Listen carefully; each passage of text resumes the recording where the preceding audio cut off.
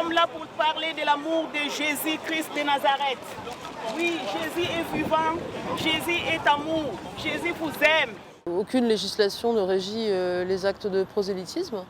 Le prosélytisme, c'est un droit qui est garanti à tout un chacun, puisque le prosélytisme se définit comme le droit d'essayer de convaincre son prochain.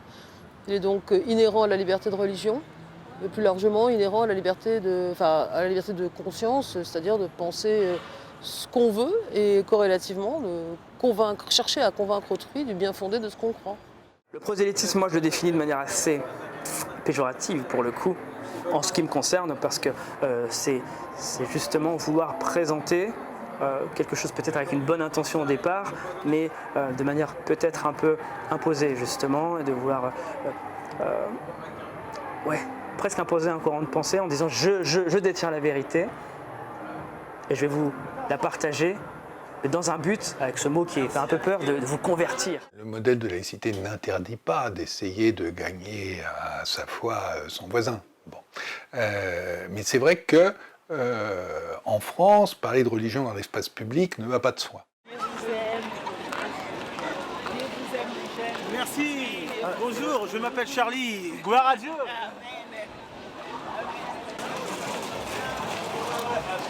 Bonjour madame. Bonjour madame. Jésus vous aime.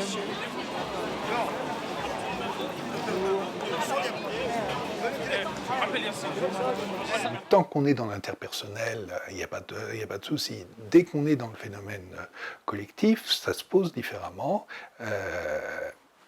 C'est ancien comme question. Hein. Un des sujets de conflit au moment des guerres de religion en France, c'était les processions dans l'espace public des catholiques, dans les villes protestantes, etc. Donc c'est une question qui est ancienne, mais qui évidemment, avec la séparation de l'Église et de l'État, a trouvé un peu une nouvelle vie. En tout cas en France, la laïcité s'est élaborée, disons, largement en réaction, ou en tout cas pour essayer de se libérer d'une Église catholique qui était considérée comme s'imposant trop dans la société. Je passe les détails, hein, donc au XIXe siècle. Et les protestants, en tant que chrétiens minoritaires, voire ultra-minoritaires, ont été largement favorables à la séparation des églises et de l'État. Donc en 1905, il y a certains protestants d'ailleurs qui ont travaillé à l'élaboration de la loi. Et parce qu'ils y ont senti une possibilité finalement de rétablissement d'un équilibre qu'il n'y avait pas du tout. Je pense que la question du prosélytisme à l'époque des réformateurs ne se posait pas, parce que tous étaient chrétiens, globalement parlant, tous étaient chrétiens.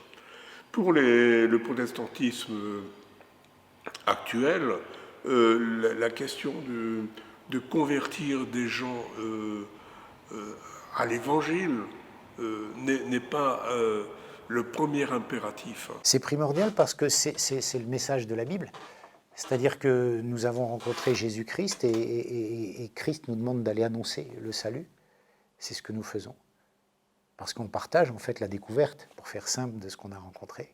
Je pense que cette tradition d'évangélisation explicite, c'est quelque chose qui est dans l'ADN, dans la naissance même des églises évangéliques d'une manière générale.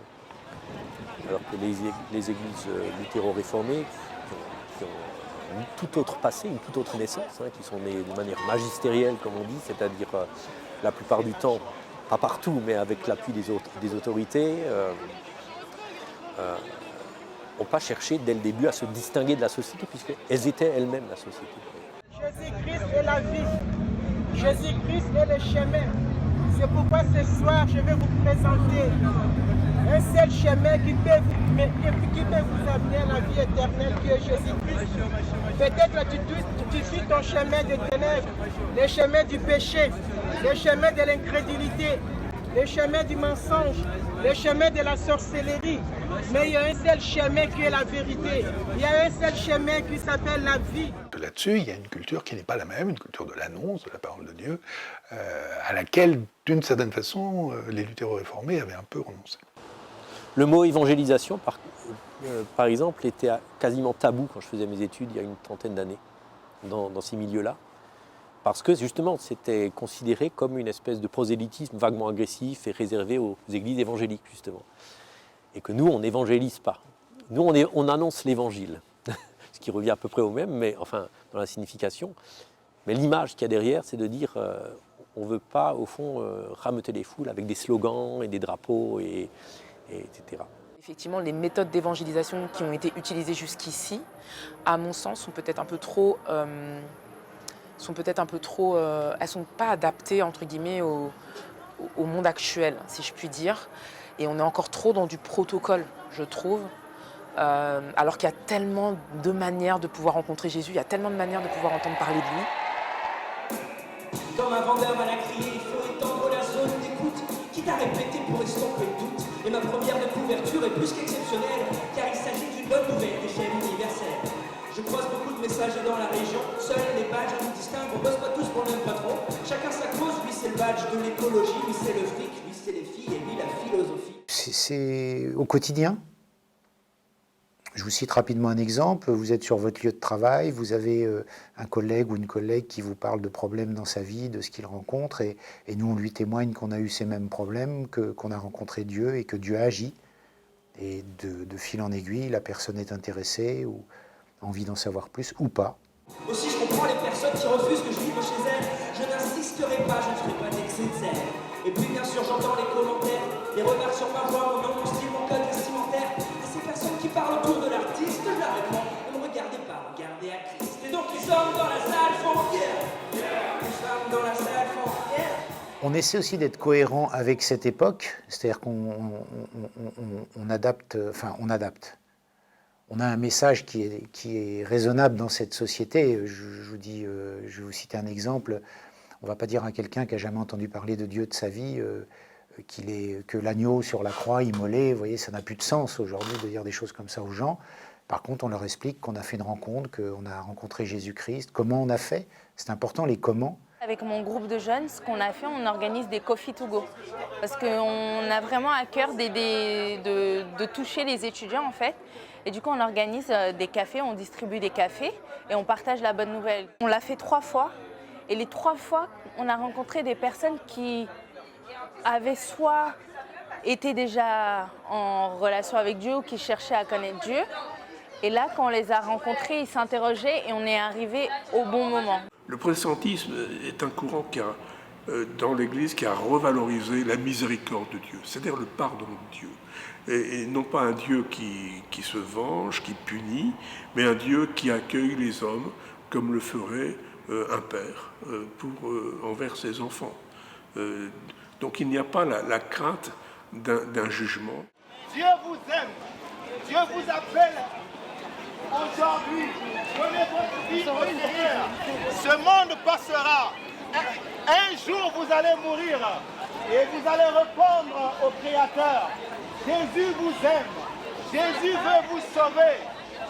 Jésus vous aime. Jésus est mort à la croix pour vos péchés. Repentez-vous. Venez au Seigneur. Jésus vous aime. Jésus vous aime. Ce monde passera. Ce monde passera.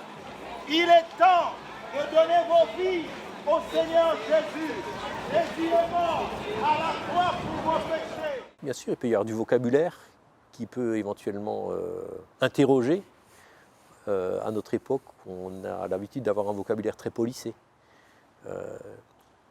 Quand je dis « j'aimerais que Jésus vienne régner sur la France », ça peut vouloir dire beaucoup de choses. Des choses parfois les plus, comment dire, les pires. Parce que quand un mouvement spirituel ou ecclésial ou religieux règne sur un pays, en général, je pense que c'est pour le pire. Mais ça peut aussi signifier quelque chose à l'inverse, quelque chose de très doux. Un prosélytisme abusif se définit par la manière dont il s'exprime, c'est-à-dire lorsqu'il cherche de manière agressive ou en usant de menaces, de chantage peut-être même, lorsqu'il cherche à convaincre quelqu'un de professer des idées, de professer une foi qui n'est pas nécessairement la sienne au départ.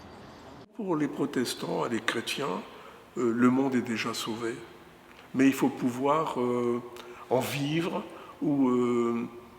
Donc c'est un effet retour, c'est-à-dire à partir du moment où l'on croit que l'on est aimé de Dieu, en dépit de ce que nous sommes.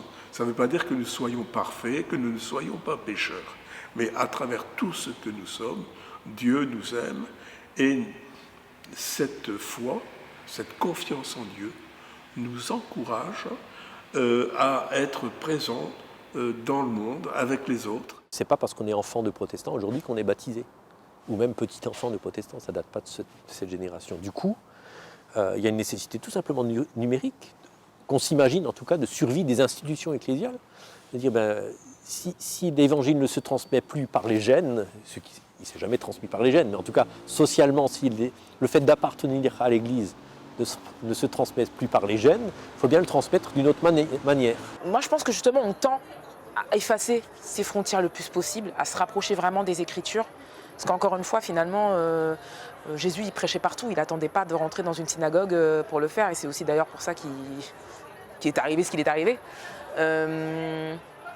Donc non, je pense qu'on revient aux sources, en fait, finalement, en abordant la foi de manière totalement libre. Enfin, libre. Bien sûr qu'il faut suivre. Il faut suivre les Écritures, il faut s'y accrocher, voilà. Mais en revanche, on n'est pas dans le protocole. On n'est plus dans le protocole.